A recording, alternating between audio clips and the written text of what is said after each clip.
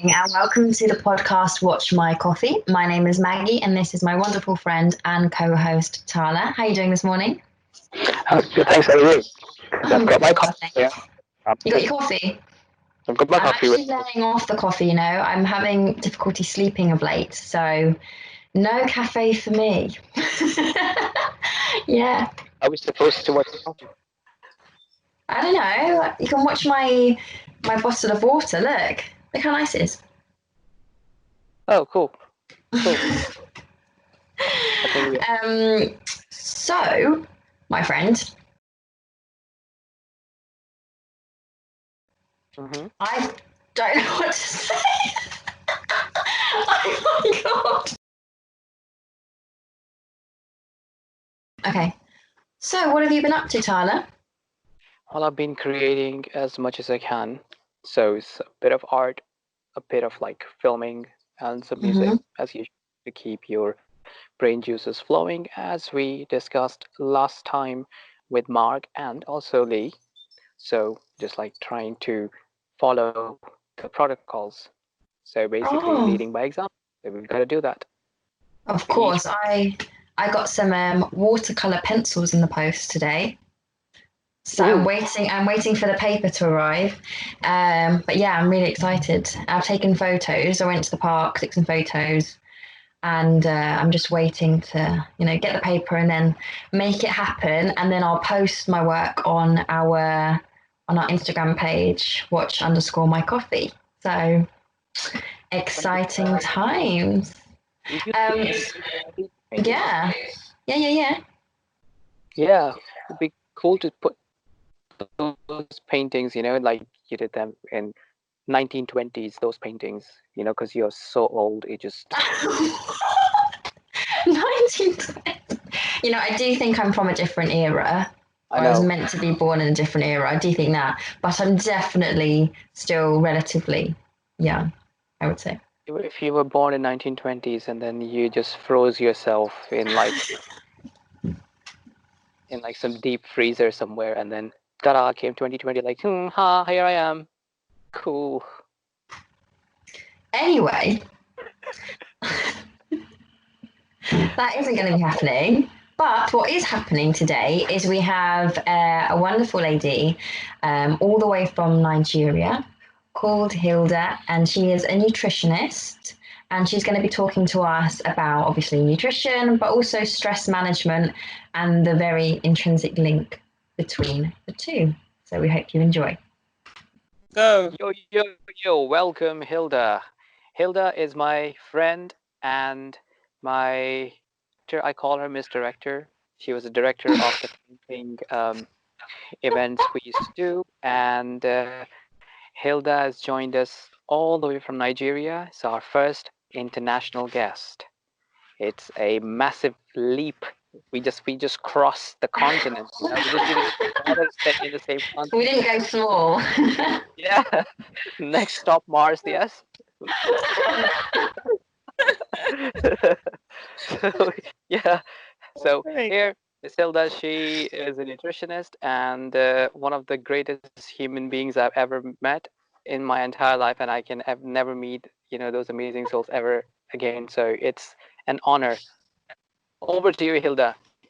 Please, let's. Very much. Thank you very much, Tyler. That was a wonderful introduction. I'm really glad to be on this podcast, and I'm looking forward to share all the stuff I have to share regarding nutrition and more, if possible. But yeah, nutrition basically. And I'm glad to be here. Thank you, guys. Thanks so much for being on the show, Hilda. Great. Thanks for having me. Yeah, thanks for having me. Yeah. So what got you into nutrition?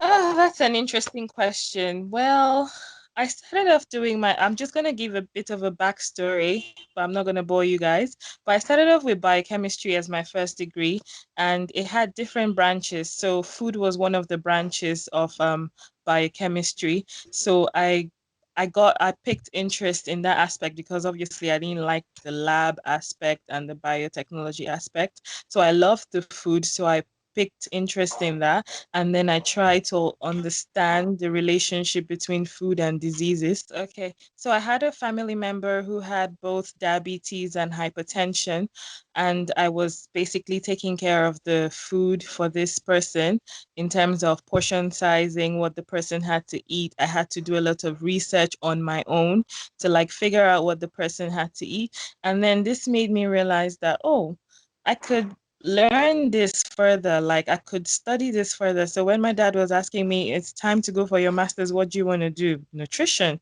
So yeah, that was it. So, and that was how I got into the whole nutrition thing. I just really enjoyed the whole meal prep aspect, trying to understand the relationship between food and diseases. And, food could be your enemy or your friend, depending on the choice you make. So it could either make or mar you. So that understanding really was interesting to me. And yeah, that was how I got it really. And I did it not just to help the family member, but to help family and also help more people to reach more. I mean, reach out to more people, not just, stay within the family now, because obviously I've gotten broader knowledge. So yeah. So Thanks. speaking about food and the enemy part, I want to sort of like go a bit more in depth on that. Food, yes, it's like you are what you eat. So I mean, depending on Exactly. the culture and tradition. So, like in certain traditions and certain cultures, so we Mhm. have like connotations attached to certain foods as like food, they are like superfoods, or food, they are like Okay. amazing for health and they cure pretty much everything. What's your take on that? Mhm. Well, I believe every should I say, every culture has what they believe works for them. And then there's also the one that goes across board. So it's just like mentioning, let me just say randomly, that's not a food, but a plant, aloe vera, for example. Everyone knows its benefits, for example. So it's known across. So we just certain foods are just known across board to everyone, and then certain foods are particular to certain cultures. So you can't really say, oh, if certain people believe, I don't know if I'm answering this correctly, please stop me if I'm wrong, but you can't really say superfoods for certain people or cultures are wrong, because genetically that's what works for them, possibly, and their lifestyle as well. So I'm going to give an example of let's use rice. Rice is eaten a lot in Asia, but then they have a lifestyle of moving around. So it doesn't do them as much harm as someone in America who's eating loads of rice, because they are very sedentary in their lifestyle.